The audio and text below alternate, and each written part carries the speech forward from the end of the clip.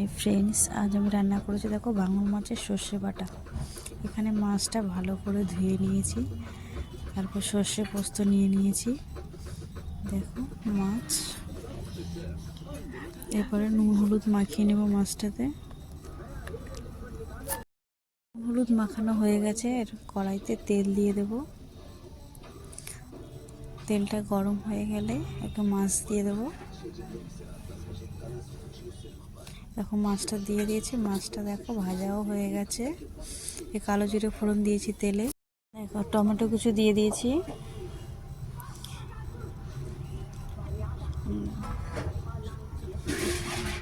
লঙ্কা বাটা দিয়ে দিয়েছি। এবার দিয়ে দেবো হলুদ গুঁড়ো দিয়ে দিয়েছি। এবার মশলাটা কষাতে থাকবো। কষানো হয়ে গেছে, এবার জল দিয়ে দেবো। জল দিয়ে দিয়েছি, জলটা ফুটছে দেখো। এবার মাছটা দিয়ে দেবো। দেখো মাছটা দিয়ে দিচ্ছি। এখানে সেই দেখো ফুটছে তরকারিটা। বেটে রাখা সর্ষে পোস্তটা দিয়ে দিয়েছি। দেখো দিয়ে ভালো করে নাড়াচাড়া দিয়ে নিয়েছি, একটু ফুটবে।